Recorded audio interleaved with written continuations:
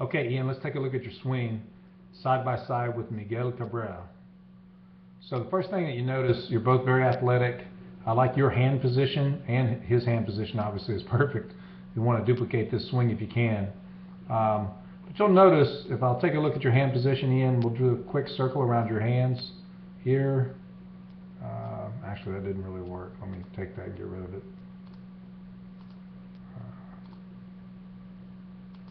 There we go.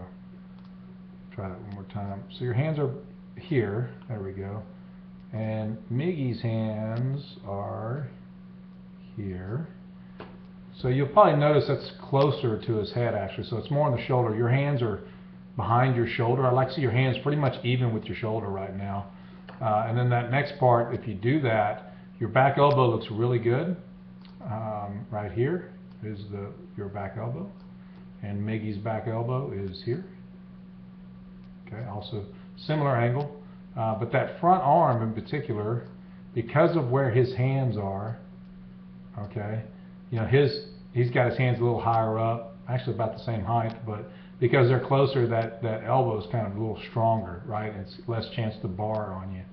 So that's the first thing I'd like to see changed, Ian, is have your hands kind of more just off your shoulders. The other thing is maybe a little bend in this front knee. You've got kind of a straight leg at this point, and Miggy has got, I'm calling him Miggy, I don't know if that's his nickname, but he's got a little bend, and that's just because he's kind of more bending at the knees, which you've got in your back knee. You've got a bend here, but you don't have in your front. You've kind of straightened up here. All right, so that's just kind of the starting position. You'll notice when I run both videos, you both keep your hands loose, which is wonderful. So we get all those marks off. And let's go ahead and start your video, Ian, and well, we'll do Miggy's first. In slow motion, look at his bat, right? He's keeping his hands loose, moving his bat around, right? So let's stop that. We'll back him up just a touch. Okay, see that bat moving? That's what we want. I like it. All right, now let's see you when we get you going, Ian. Okay, there's that bat moving. That's beautiful, right? Right there, moving that bat, keeping your hands loose. Love it a lot. Now here's the next thing I want you to see, Ian. Okay, so you've begun to pick up your foot and begin your stride. Your stride's a very good length. Of course, you'll notice on this white line here, if we take a look at the white line here, right, that as your stride lands, Ian, you're going to step away from that line a little bit. Okay, we'll back you up to where your toe was when it's down, and then stride you. It's not much, it's just a little bit, but you're slightly stepping away. We want you stepping, if anything, in, but straight back at the pitcher. All right, we know that. Now here's the next thing. Let's look at Miggy's stride over here on the right. So watch his foot come up, foot come down. That's straight forward, right? And it's beautiful. He actually has his foot more pointed towards first base. And so I'd also like to see your foot pointed more towards first base. You're kind of opening up your body too much. That's really the main reason why. And so when your foot is pointed right at the pitcher as opposed to first base here, right, that's more at the pitcher, and Miggy's is more at first base. What that's doing is it's opening you up.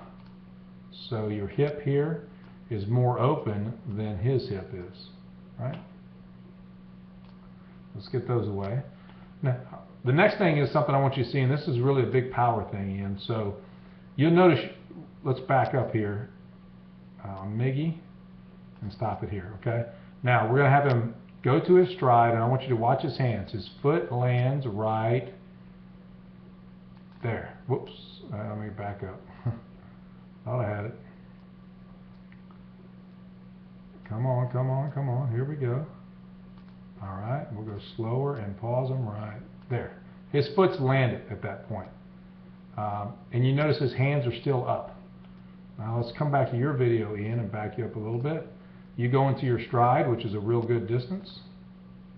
The foot lands, and your hands have kind of already started just a little bit early. You'll notice his back shoulder is still up, and his front shoulder is still closed, right? So if I look at kind of his shoulder line here, right, he's kind of still closed to the pitcher.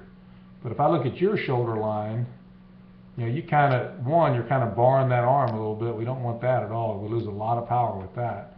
But your shoulder line has already opened up, right, as opposed to kind of keeping closed a little longer. And that goes back to your foot. Your foot's what's opening you up a little bit too soon. Right, so let's land that foot pointing at first base. That'll be a lot better. Then the final thing I want you to see is kind of the follow through and extension, right? So let's come back over here. We'll get rid of all those lines real quick. And let's see him swing through contact right here, and then right after contact, right? A little further. All right, so his hands are going up, obviously. Now, on yours, you have a tendency too much in, and this is something I've noticed in several of your swings, right? All looks pretty good there.